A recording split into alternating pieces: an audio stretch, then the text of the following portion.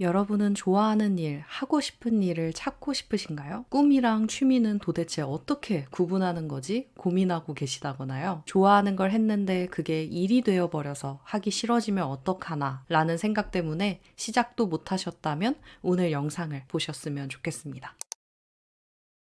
첫 번째, 꿈, 하고 싶은 일, 좋아하는 일은 어떻게 찾을 수 있을까요? 제가 보니까 좋아하는 일을 찾아서 잘 하고 계신 분들의 공통점은요, 많이 부딪혀보고 실패하고 고민하고 실행한 사람들이라는 것이었습니다. 고민해서 그치지 않고 그 벽을 깨고 나와서 일단 해본 사람들이라는 것이었는데요. 그리고 또 다른 특징은 좋아하는 일을 시작할 때 거창하게 생각하지 않았다는 것이었습니다. 그냥 가볍게, 아주 가벼운 마음으로 시작을 했더라고요. 여러분은 이상형이 있으신가요? 그 이상형은 언제 생기셨나요? 사람마다 다 다르겠지만 예전에 저는 누군가가 저한테 이상형이 뭐야? 이렇게 물어보면 그런 거 딱히 없어. 그냥 나랑 잘 맞는 사람이면 돼. 라고 했거든요. 그때 저는 연애를 한 번도 해본 적이 없는 상태였습니다. 그러다가 연애를 한 번, 두 번, 또 정말 말도 안 되게 아픈 경험까지 해보고 나니까 조금씩 이 이상형이 달라지더라고요. 그때부터 누군가가 이상형이 어떻게 돼? 라고 물어보면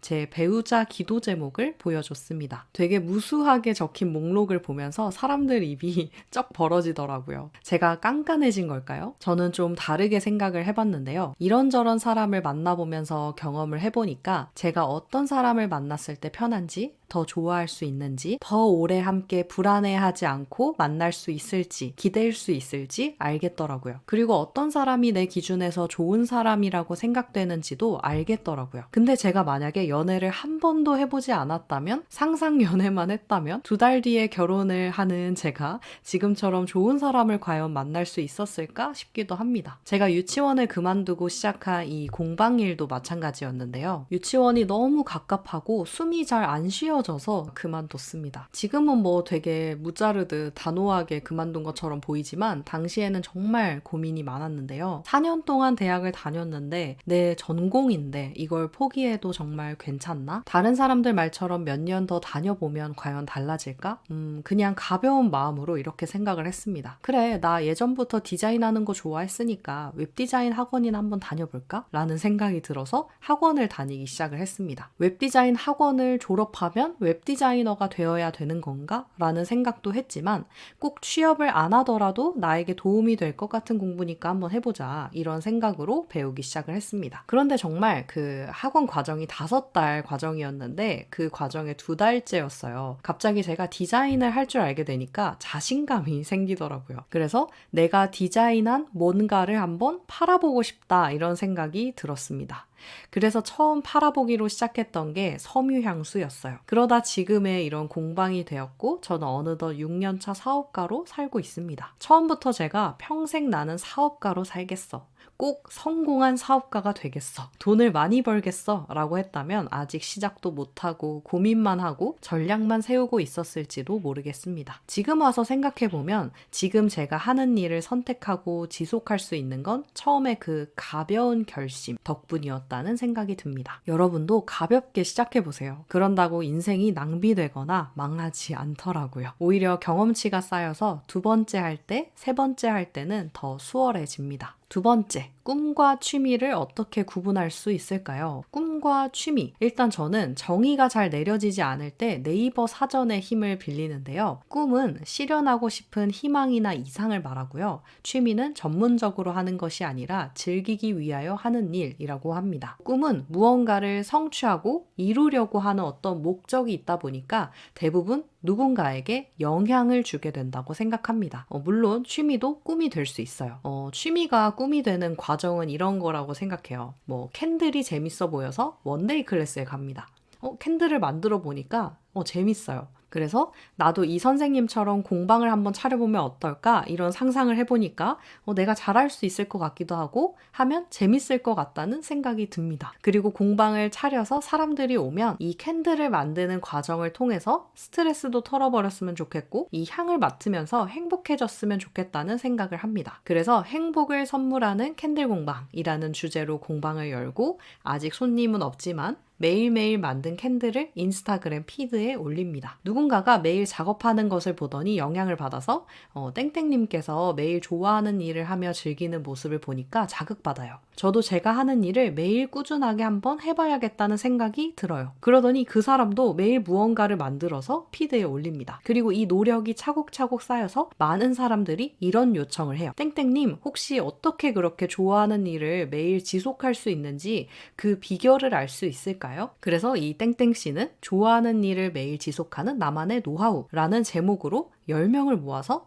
작은 강연을 합니다. 이분을 보면 그저 취미라고 할 수 있을까요? 성공의 기준은 모두 다르겠지만 저는 이런 사람들을 보면서 성공한 사람이라고 할 수 있을 것 같아요. 꿈은 목표와 방향이 존재하고 취미는 딱히 무언가를 이루고자 하는 방향이나 목표가 이렇게 있는 상태는 아니라고 생각을 해요. 물론 저의 개인적인 견해지만요. 한번 생각해 보시면 여러분께도 큰 인사이트가 될 거라 생각합니다. 세 번째, 좋아하는 걸 했는데 그게 더 이상 재밌지 않고 일이 되면 어떡하죠? 저도 자주 들었던 이야기고 오래 고민을 했습니다. 근데 중요한 게 있더라고요. 좋아하는 일을 처음 선택하는 그때는 누구도 완전한 것을 알고 시작할 수가 없다는 걸요. 무슨 말이냐면 저는 제가 만드는 걸 너무 좋아해서 이 캔들 공방이라는 걸 오래 할 수 있을 거라고 처음에 생각을 했어요. 근데 계속 만들다 보니까 제가 만드는 게 좋아서 이 일을 시작한 건 아니라는 걸 깨달았습니다. 저는 제가 만든 것에 의미를 부여하는 게 재밌던 거였더라고요. 그걸 깨닫고 제가 만드는 모든 것에 의미를 부여하기 시작을 했습니다. 근데 의미를 부여해서 만든 제품들도 모두 좋지는 않더라고요. 다 경험하고 해본 결과 저는 무형한 것들을 고민하고 그 깨달음을 누군가에게 나누는 일 자체를 좋아한다는 것을 깨달았습니다. 지금 이렇게 제가 경험하고 생각하고 깨달은 것들을 영상으로 나누는 것처럼요. 그래서 사실 손에 잡히는 뭘 만드는 것보다 이렇게 콘텐츠라 불리는 무형한 것들을 만들어서 인사이트를 전하는 게 너무 재밌다라는 걸 깨닫게 됐습니다. 좋아하는 걸 시작했는데 일이 된다. 제 생각에 그건 내가 이걸 왜 좋아했을까? 왜 시작했을까라는 고민을 멈췄기 때문이라고 생각을 해요. 노트 한 장 펴놓고 지금 왜 내가 멈췄을까? 분명히 좋아서 시작했는데 왜 싫어졌을까? 왜 힘들어졌을까? 어떻게 바꿔야 할까? 고민을 해보는 거죠. 그리고 더 나에게 잘 맞는 방향으로 계속 수정해 가면 된다고 생각합니다. 그래서 사실 좋아하는 일을 선택하는 일을 많은 사람들이 어려워하는 건 어쩌면 용기 부족이 가장 큰 이유가 되지 않을까 싶기도 해요. 방법을 몰라서도 아니고 좋아하는 일을 찾지 못해서도 아닐 수 있다고 생각을 합니다. 그저 좋아하는 것을 선택하고 실행하는 용기가 부족해서일지도 모른다 생각을 해요. 조금만, 아주 작은 용기만 내도 하고 싶은 일을 할 수 있습니다. 시작부터 엄청난 사람이 될 필요도 없고 엄청난 어떤 일을 할 필요도 없어요. 그러려고 선택한 일이 아니잖아요. 내가 좋으려고, 행복하려고 선택한 거니까 지금 좋은 선택, 지금 후회하지 않을 작은 선택을 하다 보면 좋아하는 일도 모양을 점점 변화시켜가면서 계속해서 재미있게 할 수 있다고 생각을 합니다. 그러다 보면 누군가에게 이 나의 진심이 전달돼서 영향력을 끼칠 수도 있는 거죠. 그리고 이런 질문을 드리고 싶어요. 근데 하고 싶은 일은 왜 찾고 싶으세요? 저는 언젠가부터 모든 일을 할 때 왜라는 질문을 하기 시작했는데요. 미라클 모닝을 좀 해볼까? 그럼 거기다 질문을 합니다. 왜 미라클 모닝을 하고 싶어? 이렇게요. 이렇게 꼬리에 꼬리를 무는 질문을 하다 보면 내 진심을 발견하게 돼요. 여기서 오해하지 말아주셨으면 하는 건 진심이라고 하는 건 어떤 완전한 것이 아니라는 거예요. 약간 이렇게 생각해보면 어떨까요? 좋아하는 일을 찾는다. 내 진심을 찾는다를 마치 내 마음속 어딘가에 깊게 묻혀있는 보물상자를 발견해내는 게 아니라 경험을 통해서 좋아하는 일이라는 진심이라는 어떤 구슬을 찾는다고 생각을 하는 거예요. 예를 들면 어떤 경험을 하면 그 경험 끝에 그게 구슬이 돼서 내 마음속에 생기는 거예요. 근데 그 구슬이 많으면 많을수록 선택이나 모든 것들이 수월해지는 거죠. 데이터가 많아진다고 생각해 보셔도 좋을 것 같아요. 내가 어떤 걸 선택해야 더 잘할 수 있고 즐길 수 있게 되는지를 이제 데이터가 많으니까 쉽게 알게 되는 거죠. 그래서 스스로에게 좀 이런 질문들을 해보셨으면 좋겠어요. 나는 왜 하고 싶은 일을 찾고 있을까? 행복하기 위해서일까? 아니면 성공하기 위해서일까? 그렇다면 내가 정의하는 행복과 성공은 도대체 무엇일까? 이거는 부분은 절대 어디에도 정답이 없어요. 내가 정의해야만 합니다. 이 고민을 정의하는 사람이 자신이 원하는 삶을 산다고 생각해요.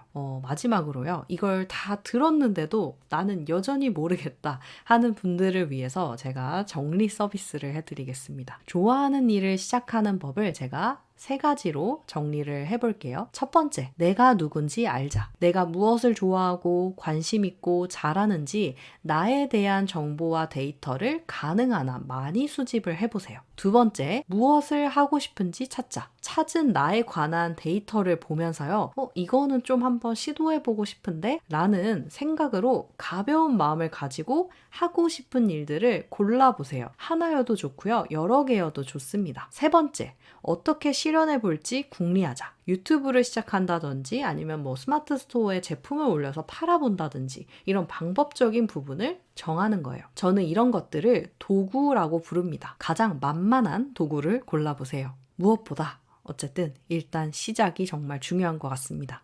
내가 원하는 바를 이루고 즐겁게 살고 있는 소위 말하는 성공한 사람들 중에서요. 다들 작은 소망에서 시작했고 작은 꿈에서 시작했더라고요. 마음을요, 여러분 현재에다가 한번 고정시켜 보시면 어떨까요? 지금 할 수 있는 일, 지금 해보고 싶은 일을 작게 하는 거예요. 그리고 그렇게 매일매일 하다 보면 그게 한 달이 되고 1년이 되겠죠. 점점점 그게 쌓이면 나도 모르는 사이에 기회가 찾아올 거고요. 그 기회들을 그간 쌓인 노하우와 실력으로 헤쳐나가다 보면 나도 모르게 나의 이야기를 궁금해하는 사람들이 점점점 많아질 거예요. 이렇게 살면 여러분 진짜 재밌을 것 같지 않으세요? 저는 여러분들이 가장 자기다운 일을 찾고 자기다운 방식으로 즐겁게 보람되게 일하면서 행복하게 사셨으면 좋겠습니다. 앞으로도 그런 이야기들을 많이 나눠볼게요. 제 이야기를 들으시면서 궁금한 점이 생기셨거나 나누고 싶은 이야기가 있으시다면 댓글로 나눠주시고요. 꼭 읽고 답변 드릴게요. 그럼 오늘은 여기까지 나눠보도록 하겠습니다.